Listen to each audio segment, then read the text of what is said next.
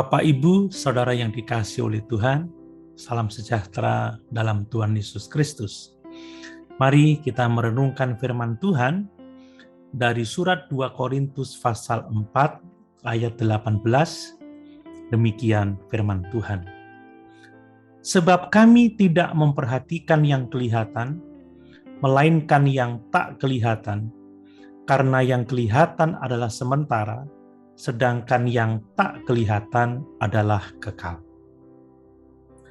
Jika kita memperhatikan kehidupan Rasul Paulus dengan seksama, kita akan menemukan bahwa ia menjadikan hal-hal rohani sebagai prioritas utama dalam hidupnya. Hal ini tampak dalam begitu giatnya Rasul Paulus di dalam Tuhan, juga dalam melakukan pekerjaan Tuhan. Sebagai contoh dapat kita sebut, Rasul Paulus terobsesi untuk mengenal Kristus, kuasa kebangkitannya, dan bersekutu dengan Dia menjadi serupa dengan Kristus.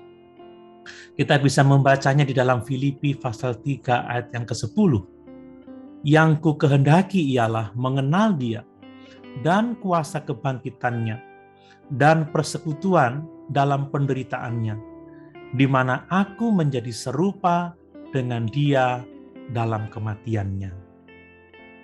Selanjutnya kita melihat bagaimana Rasul Paulus rela mengalami penderitaan karena Kristus.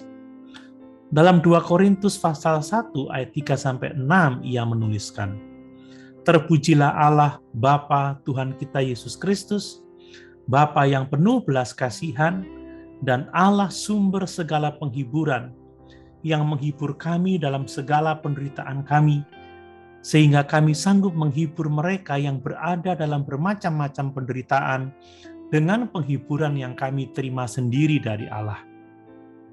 Sebab sama seperti kami mendapat bagian berlimpah-limpah dalam kesengsaraan Kristus, demikian pula oleh Kristus kami menerima penghiburan berlimpah-limpah.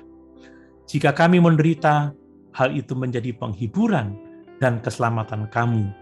Jika kami dihibur, maka hal itu adalah untuk penghiburan kamu, sehingga kamu beroleh kekuatan untuk dengan sabar menderita kesengsaraan yang sama seperti yang kami derita juga." Banyak dari suratnya Paulus menceritakan penderitaan-penderitaan yang dialami dalam mengiring dan melayani Yesus. Kemudian kita melihat bagaimana Rasul Paulus giat dalam pekerjaan Tuhan.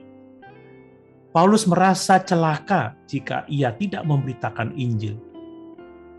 Dalam 1 Korintus pasal 9 ayat yang ke-16 dia menuliskan, "Karena jika aku memberitakan Injil, aku tidak mempunyai alasan untuk memegahkan diri, sebab itu adalah keharusan bagiku.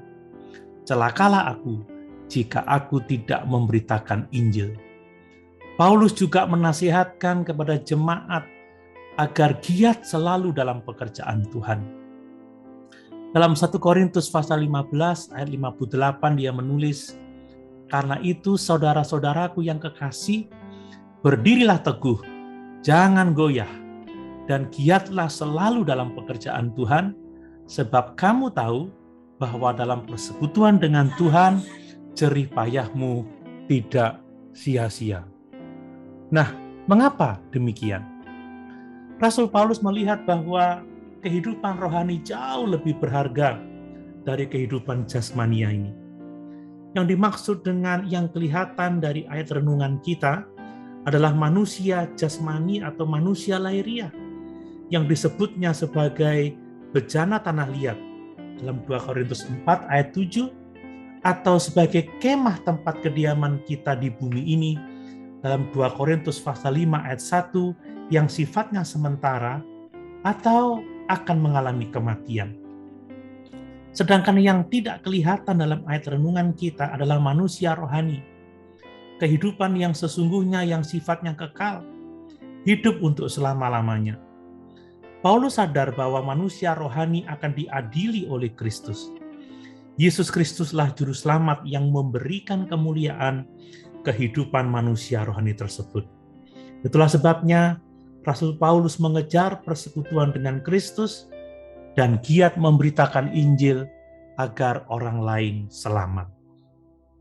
Nah, sekarang bagaimana dengan kita? Kenyataan membuktikan bahwa kita terlalu memperhatikan hal-hal jasmania. Mulai bangun tidur, kita memikirkan makan, bekerja, belanja untuk memenuhi kebutuhan jasmani, dan kita cenderung memperhatikan hal-hal yang kelihatan.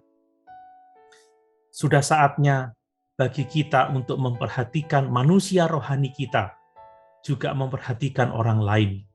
Mari kita mengejar persekutuan dengan Tuhan, yaitu hal-hal berkenaan dengan iman, ibadah, dan pelayanan.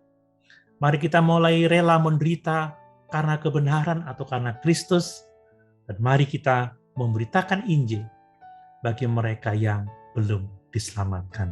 Haleluya. Tuhan Yesus memberkati.